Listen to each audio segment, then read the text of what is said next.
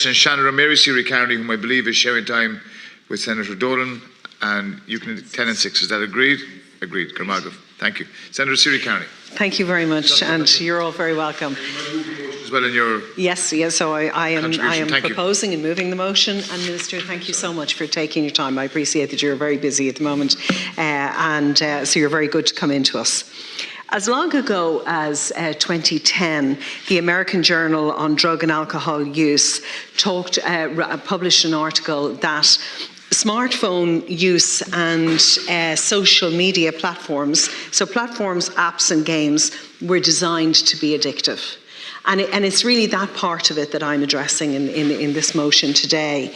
Again, we had the American Time study use published in Jonathan Hyatt's recent book that shows that the amount of minutes that young people are playing or interacting with their peers, this is primary school age, has gone from 160 minutes a day to less than 50 minutes a day. And then in January or in February of this year, we had Cyber Safe Kids report, which showed that 24% of 6-year-olds have their own smart device, and 48% of 10-year-olds are in their bedrooms on their own, unsupervised with a smart device. We've had the Journal of Psychology in September last year saying that interaction with parents is down, that precious interaction, social interaction. We've had the publication by the US Surgeon General of a mental health warning that there's sleep deprivation, mental health, anxiety. In January of this year, President Macron gathered together a group of experts and set them on a report. And they have a piece of work that asks that they develop a shared understanding of the impact of screens on physical and mental health of children and teenagers. They access the effectiveness of existing regulatory measures, particularly parental controls, that they draw up a doctrine of regulating screens, and that they propose and promote tools adapted to all audiences with age-differentiated approaches. I also have a study here of a group of high schoolers in the States who decided that they would monitor their TikTok use because they said they couldn't give it up. They found it so addictive they couldn't give it up. And they, over a number of weeks, they shared their screen time, the screen time report on their phones with their teachers each Monday.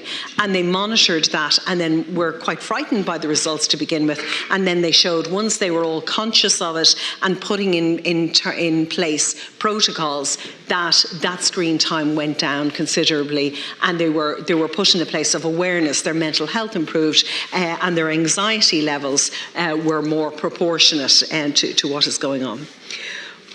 In our motion, we are calling for a ban on smartphone device ownership for less than 13 years of age.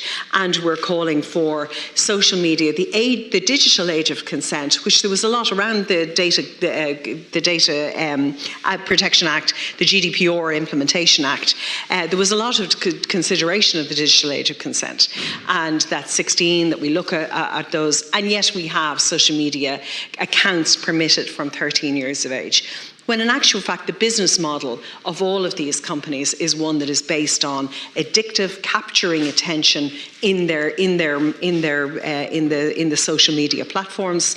And the whole thing is designed to hold young people there. And in fact, all of us, if any of us were to sit, outside of politics where we're all a bit obsessed with checking our phones anyway, but if you go into an average cafe or restaurant, you will see people sitting together on their phones. You will see there is this marked reduction. So while I'm focusing, and we're focusing, the Fine Gael group are focusing today on young people, the fact is, the society as a whole, there is this change in culture, this change in how we interact, where we get our feed for. I'm sure you're seeing it on doors as I am, of people thinking, oh no, I don't follow mainstream media anymore. I take all my information from social media. I find that very disturbing and very upsetting altogether.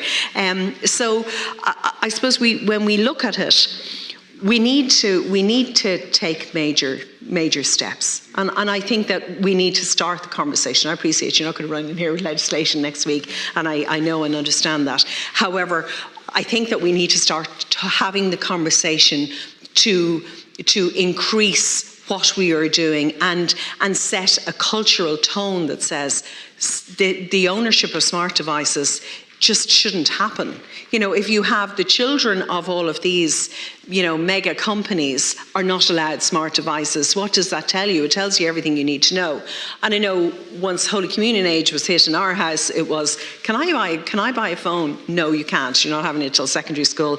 And so then you get into the potential of peer pressure. I'm reasonably resilient in that respect.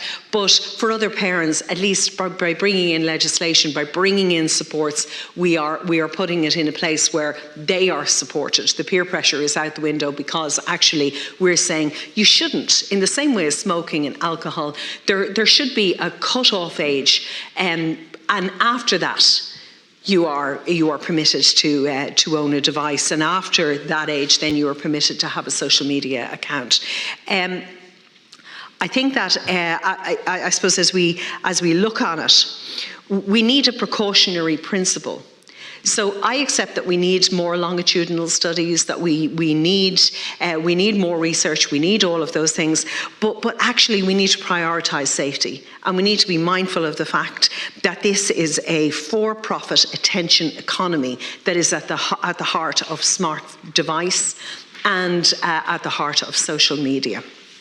I want to acknowledge that huge steps forward, you know, the Media Act, the Digital Services Act, the establishing of the Commission, and I met with Niamh Hugnett and the team there only 3 weeks ago now, and they're very, very impressive. The developing of the Code of Conduct, everything that they're doing there is really fantastic, and I believe that they will have serious teeth. I believe as time goes on, I know that there are investigations already commenced, but they will have serious teeth. And so I agree that we have already set a lot of things in motion.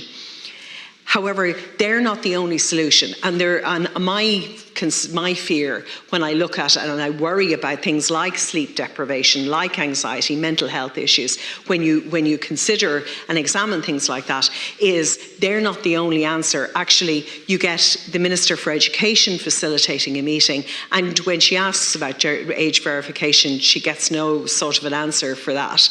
And when she talks about voluntary codes and that, she is only enabled to talk about voluntary codes in schools, because it isn't fair either to put all of the emphasis on the schools should be regulating. If they regulate no smartphones, well then that deals with it. Actually, parents have a huge role here and should have a huge responsibility, but maybe they don't consider that there are dangers. Maybe they don't give those things, because I get it, and I have a huge amount of emails from once I've talked about this for years. It's been my considered, I suppose because I practice in privacy law, I maybe read books earlier and was very sensitive to Mary Aiken's positions on things. So I suppose I've been more sensitized to it. But in general, people are maybe under pressure. They put on Cocomelon, they put on whatever, and they give it to a child, and that gives them a bit of peace and might make them make a phone call. And I'm not condemning anybody for doing that. However, I do believe that we as government need to show leadership in this area, and we need to say, you know what, there are great things, and I'm sure my colleagues will talk about assistive technology. They will talk about all of the benefits that come with smart devices, and certainly in school, there are great things. There is connectivity, there is all of those things. But at the heart of this business model is an addictive piece of engineering that is designed to capture youth at the cost of sports activities, physical activities, at social development and social interaction. Yesterday in the Children's Committee, we had the consultative youth panel for the Ombudsman for Children and the Ombudsman himself in the committee, and I took a punt when they were in. We were talking about AI and also what their consultative forum does. And so I took a punt and asked their consultative forum, what do they think? So they're teenagers in secondary schools, and all of them condemned the ownership of smartphones before the age of 13. Some of them had phones since they were 6. They said, absolutely not. Social media, absolutely not until your mid-teens, because it was mental health issues and it causes mental health issues, and they wish they had never had a phone. So they were much more radical even than I would be, and I reasonably think that I'm pretty radical on it, but they were much more for it and saying this cannot happen, this shouldn't be like that. So I thank you. I'll hand over to Aisling now. Thank you very much.